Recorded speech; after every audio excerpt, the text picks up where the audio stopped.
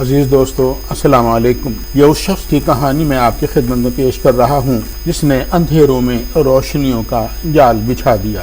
یہ آسٹریا کا ایک چھوٹا سا گاؤں تھا جس کا نام سملجن تھا۔ آج کل آسٹریا کو کروشیا بھی کہا جاتا ہے۔ سملجن گاؤں شہر سے دور افتادہ علاقہ تھا جہاں پر ابھی تک شہر کی مکمل سہولیات بھی نہیں پہنچی تھیں۔ 10 جولائی 1856 عیسوی کی ایک رات تھی۔ یہ رات بہت اندھیری رات تھی اور چاند کا کہیں بھی پتہ نہ تھا۔ اس رات کو قیامت کی رات اس لیے بھی کہا جاتا ہے کہ اس رات سملجن کے افق پر کالی گھٹائیں چھائی ہوئی تھیں۔ آندھی اس قدر شدید تھی کہ قریب کی کان پڑی آواز بھی سنائی نہیں دیتی تھی۔ بادل اس قدر گہرے اور شدت کے ساتھ گرج اور چمک رہے تھے کہ خوف سے انسانوں کے دل دہلے جاتے تھے۔ گاؤں میں مکمل اندھیرا چھایا ہوا تھا۔ گھبراہٹ نے سملجن کے رہنے والوں کے دلوں میں بسیرا کر رکھا تھا۔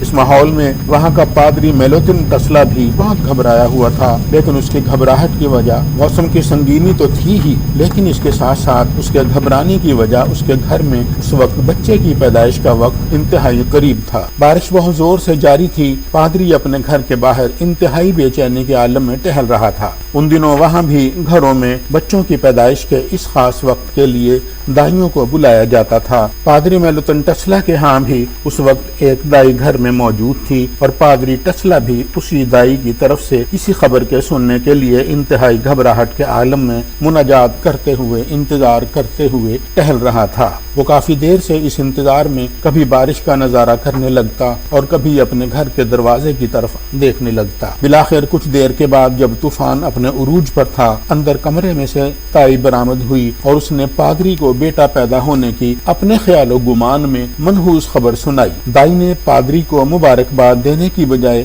موسم کی مناسبت سے پادری کو کہا کہ اندھیروں میں گھری اس رات میں تمہارے ہاں ایک منحوس بچہ پیدا ہوا ہے۔ دائی نے مزید کہا کہ میں اس بچے کو اس دنیا کے لیے منحوس اور اندھیروں کا سبب قرار دیتے ہوئے اس کو اندھیروں کا بیٹا یعنی چائلڈ آف ڈارکنیس کہوں گی۔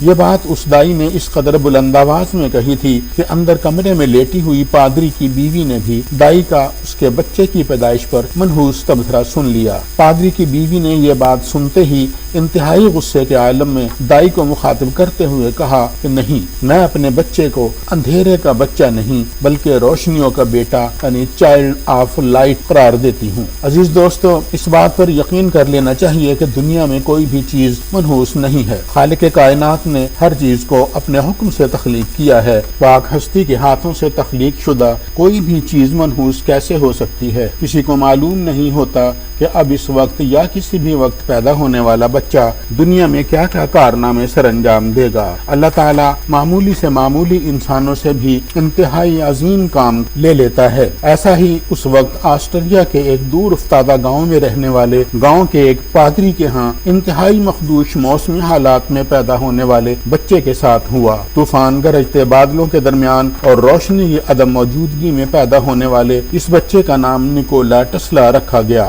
یہ وہی نکولا ٹسلا ہے جس نے زمین کو روشنیوں سے بھر دیا۔ نکولا ٹسلا نے برقی میدان میں نہایت ہی اہم تجربات کر کے روشنیوں کو انسانیت کے لیے انتہائی سہل اور آسان بنایا۔ اس کے علاوہ نکولا ٹسلا نے دنیا کو AC یعنی الٹرنیٹنگ کرنٹ سے روشناس کرایا۔ وہ آسٹرین امپائر میں پیدا ہوا اور وہیں پلا بڑھا۔ نکولا ٹسلا نے 1870 عیسوی میں انجینئرنگ اور فزکس کی تعلیم حاصل کی اور ان مضامین میں ڈگری حاصل کرنے کی بجائے 1880 عیسوی تک پریکٹیکل تجربہ حاصل کیا۔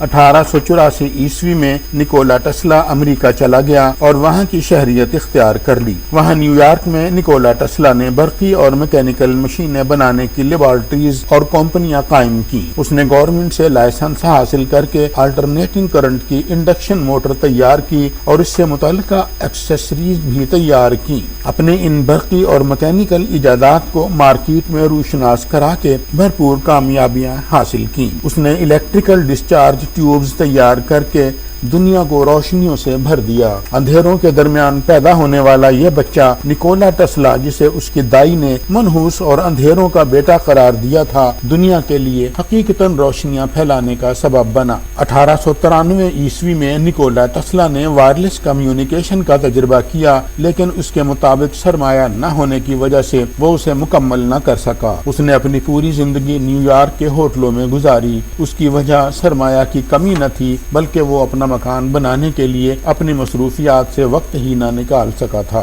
نکولا ٹسلا نے 7 جنوری 1943 کو وفات پائی۔ اس کے کام کو نیو یارک میں اس کی وفات کے بعد بھی 1960 تک جاری رکھا گیا۔ نکولا ٹسلا کی والدہ ڈوکا مینڈک کا عرصہ 1822 عیسوی سے 1892 عیسوی تک بنتا ہے۔ نکولا ٹسلا کے آباء و اجداد مونٹینیگرو کے قریب مغربی سربیا سے سمیلجن آئے تھے۔ نکولا ٹسلا اپنے 5 بھائیوں میں چوتھے نمبر پر تھا۔ آرتھوڈاکس پادری میلوتن ٹسلا، جن کا عرصہ 1819 عیسوی سے 1879 عیسوی تک بنتا ہے، کہ گھر اندھیروں کے درمیان پیدا ہونے والا یہ ایک معمولی سا بچہ دائی کے توہمات کے مکمل طور پر برعکس ثابت ہوا، اور دنیا کو روشنیوں کی طرف لانے میں اس بچے نے انتہائی اہم کردار ادا کیا۔ عزیز دوستو، انشاءاللہ ایک اور مزید بہترین واقعہ کے ساتھ آپ کی خدمت میں انشاءاللہ جلد حاضر ہوں گا۔ تب تک کے لیے اجازت دیجیے، اپنا خیال رکھیے گا۔ اللہ حافظ۔